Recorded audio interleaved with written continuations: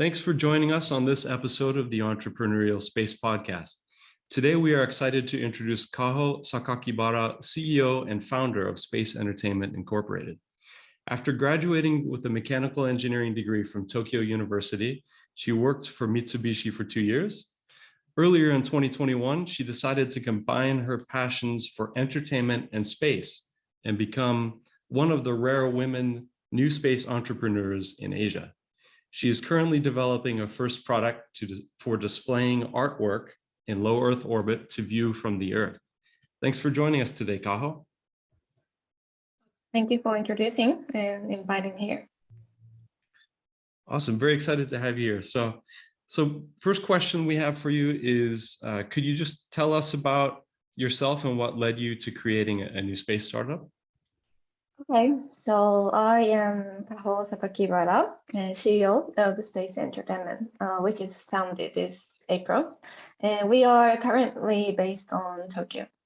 So introducing my previous career, I graduated from University of Tokyo, mechanical engineering in 2019, and then worked for Mitsubishi Corporation for 2 years. And Mitsubishi Corporation is a conglomerate company, like focusing on investment or trading all over the world. Then after this, I founded Space Entertainment this April. So about creating my company. So from my childhood, I loved space anyway, because the space is always enormous and mysterious and dreaming place for me, and like full of curiosity. So I've always had a future goal or dream to be an astronaut, or maybe not astronaut, but engaged in space field somehow. But when I was working in Mitsubishi Corporation, it was a really good company to work for, and I was surrounded with a really nice boss and colleagues. But one day I realized how much I was, or I am, attracted to space, and that made me think, like, definitely I need to go back to space, like change career to space field, and found my own company. That's why I found Space Entertainment recently.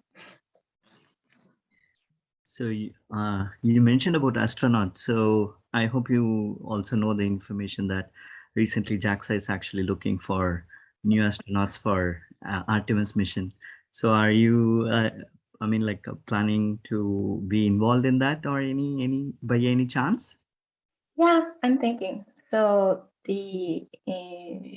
JAXA wants new astronauts, and I can apply for the astronauts from this December. Then I'm considering right now. Okay.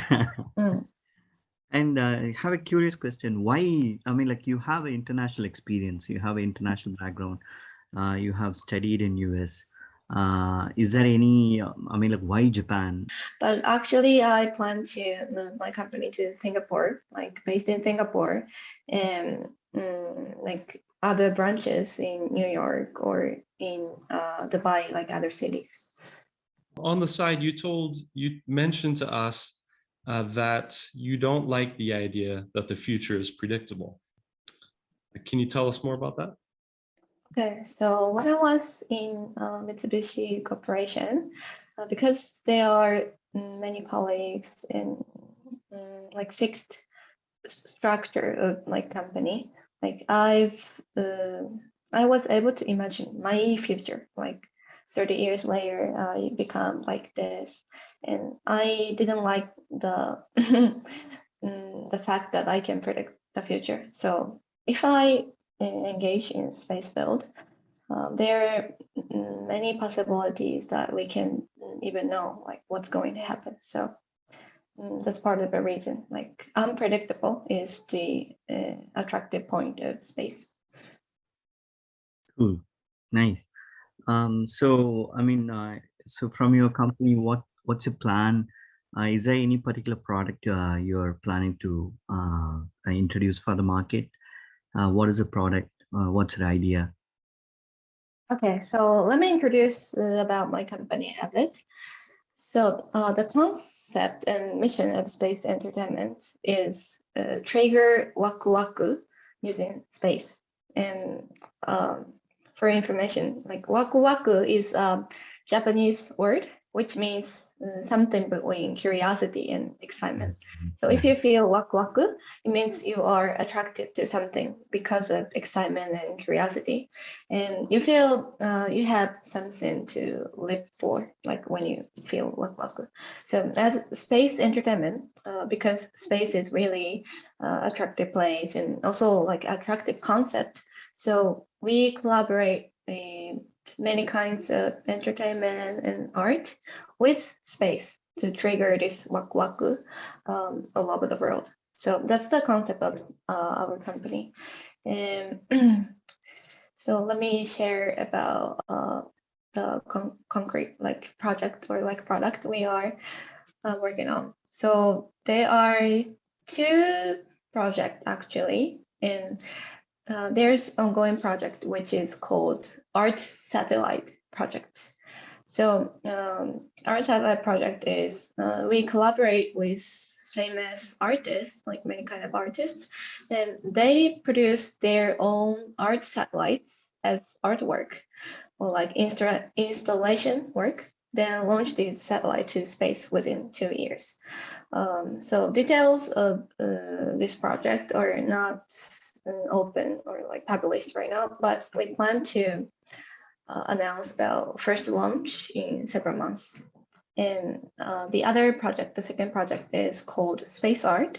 And this is kind of space version of drone light show, if you know that. Like using several microsatellites, which are mutually formation flying, and create a big square with satellite pixel. So such as 5 by 5, 5 satellites by 5 satellites, or like 10 by 10. We create a square, and using each pixel, we provide like satellite light show by lighting up each satellite brightly. And about this, we are planning to launch first satellite in 2024. 2024, very exciting. Yeah. That's cool. So question, who will the customers be for the art project? Okay, so literally all people who live on Earth will be the customers, but especially like people who like waku waku thing, like who like entertainment and art, which can change your life, like which can give you like inspiration or some kind. But yeah. Okay, well, but who will pay for it? Like, will it be a sort of business to business transaction, or will the government be ordering it, or individual customers on their applications on their smartphones be purchasing art, or what would that? So our business model is mainly B2C. So the customers will be the individuals. I see. So you're also planning on doing software development in addition to the hardware development. Is that right? To make apps for interacting with the artwork? Yeah, we are planning to do so. What do you believe that now is the right timing for the space entertainment? I believe this is the right timing for us to start our business because all the customers we have interviewed said that they need this entertainment and art right now. So this sounds very exciting. So conceptually, I am a customer. Let's say I pay, I don't know, however much money to show at 10 p.m. at night over Tokyo. I want to show my friends a animating smiley GIF or something like that, right? So conceptually, I could do this. Is that correct? Yes. Potentially. Okay. So what area would you estimate will this pixelated image be visible on the surface of the Earth? will it be on the order of 100 square kilometers, or more like several square kilometers, or what area of people can see this? We're planning to light up almost 10 kilometers for diameters from each satellite. So maybe you can imagine like half the size of Tokyo is going to be the size of like satellites light. Their satellites orbit, so basically all over the world can see the satellites at certain frequency. Is it possible to focus this beam, or to broaden it so that you can target a certain population, a certain area? It's technically possible to focus more, like within 10 kilometers. So what kind of technology will be on these satellites in order to enable this pixelated appearance on the surface of the Earth from low Earth orbit? Okay, so each satellite will have a laser diode light on its surface, and by lighting up using electricity, the satellites can light up. So doesn't this consume a large quantity of energy? Yeah, it is, but okay, we prepare satellites to deal with that. I see. So you will you will be able to get your energy from solar energy mostly. Yes, Is that right? all from solar power. And that will be sufficient enough to power a laser diode on the satellite for a continuous period of time. Okay, very interesting, very impressive. You are currently in the development phase of the satellites. What are the current challenges you are facing in this during your venture currently? Okay, so there are many, but the most difficult thing is the cost. So the satellite itself is really expensive, and the components of satellites, which is like flight proven, like already go to space and like work well, is really expensive. Traditionally, there's three main routes of funding. It can come from corporations, it could come from government grants, or from venture capital firms. Can you share with us about what funding you've been able to secure so far? Okay, so we've already got funding from angel investor, and maybe from next year we are going to fund from venture capital or corporation. I mean, I think Japanese government has allocated fund around $1 billion for space ventures. So, I mean, are you planning to apply for such type of government grants, or it's more towards the venture capital, or what's your? Yeah. We are also planning for applying for those like government grants. There are many kinds of space. Currently, I think you're also in the phase of a spree of recruitment, probably. Yeah, is that right? I mean, yes. So what are you looking for? Engineers, or are you trying to collaborate with any organizations or anything of that sort? Okay, so first of all, we are currently collaborating with JAXA in terms of developing new technology for the space art. And we also need more engineers in business development. So we are located in space field, but like not only space field, we also need more people from like art field and entertainment field. So mainly like basically I'm looking for people who really love entertainment and really love space at the same time. hope you can find such type of more creative resources too, not just engineers. That's what I can hear from your conversation. Yes, creative engineers is Yeah. who I'm asking for, like who I'm looking for. Okay. So those who are interested in art and those who are technically sound too. So if you had, for example, if you had around $100 million of budget, how would you spend it and why? Okay, so you give me, you Yeah. give me those money. Okay, okay.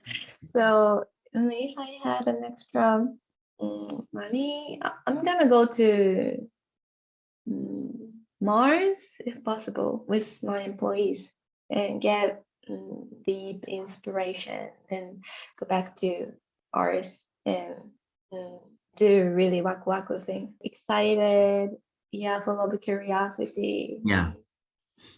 I understand. What do you think are the key points one need to consider while venturing into space startups? Usually, like space needs like really difficult technology, like satellites or like International Space Station or something like that. So maybe you need a really good engineer. And to find engineers, you need to access to those like community, really in technical like community or like government or JAXA if you are in Japan. So the first step is really important. Get first step, take a step forward to meet such people and spread your community, and then find an engineer is the key point. Also, with that, I have a follow-up question. So now there's on the order of 10,000 plus, new space companies. I think the majority of them are out of the United States. That's where most of the funding comes from. Including we've heard of some companies that are also intending on making entertainment in low Earth orbit. How do you see your company and your vision as being differentiated from that competition, from the pool of 10,000? What's so special about your vision and how you're going to iterate towards that? So my company is focusing on entertainment using space, but like other companies is trying to use art or entertainment piece for like developing all the space industry. So that's the big difference between us and others. So we are going to focus and now focusing on create what kind of waku waku and what kind of excitement we can create using many kind of attracting point of space. So we really focus on customers. So that's the difference. I see. So you're very focused on customers, where some other companies maybe less focused on the business aspects, on what the customer wants, and more on making a shiny, innovative, new technology. Is that right? Yes, we are not. The purpose of our business is not creating new technology. So, yeah, that's the difference. Yeah, it seems like your background with Mitsubishi would also help you to gain that perspective. I think so. Yeah, I was doing really different thing in that company, and also I was actually engaged myself in really entertainment field. Like I was doing backstage dancer when I was in high school, and in college I was working in an entertainment startup as an intern. So those all different experience make me have this inspiration and that vision of our company. So Kaho, you mentioned that you're getting collaborative help from JAXA, right? The Japanese space agency. Could you tell us more about that, please? So we're collaborating with JAXA to develop new technology. in details, we're working with certain professors to plan how to do satellites for mission flying, like what kind of orbit, what kind of like how which altitude we use, and like how the satellites start to form, like or when, and those things we are thinking. We are keep thinking with the JAXA's professor and also students who are doing intern in JAXA. So you're right now, you said you just founded the company in April 2021, right? Have you been getting a lot of help from pro bono members? Yeah, a lot of help from pro bono, like who are working in like space company or JAXA. Do you think that is maybe a critical component to an early stage startup, to get volunteers who are passionate and have expertise behind projects, who don't create a burden on the early stage where you don't have a lot of funding?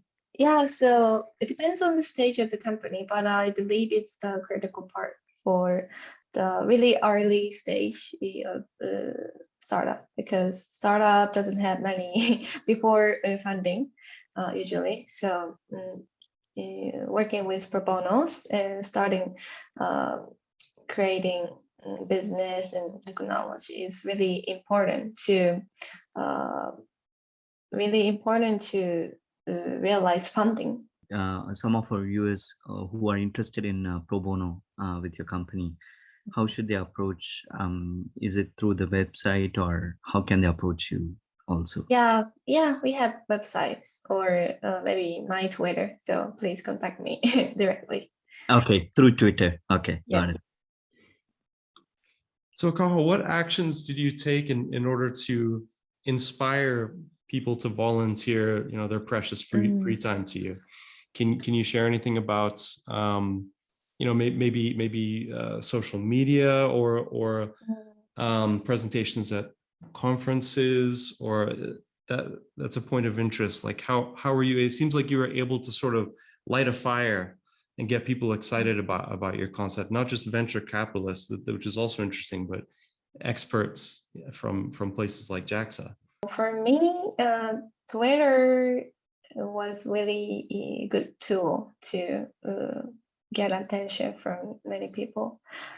And so most pro bono who are working in my company right now is from Twitter. Just send me like a direct message in Twitter. So in terms of engineers, I was mainly get people from referral, because engineers have really strong and close community in space field. So sometimes not by Twitter, I cannot connect to any engineer. So it works too. Okay, Kaho, thank you very much again for joining us today on the Entrepreneurial Space Podcast. We wish you the best, and we hope that you can achieve your vision of making space entertainment for everyone. Thanks for listening to the Entrepreneurial Space Podcast. I'm your host, Jeremy Anderson, here with co-host Balaji Santanam. If you like this interview, please subscribe, tell a friend, and give us a review.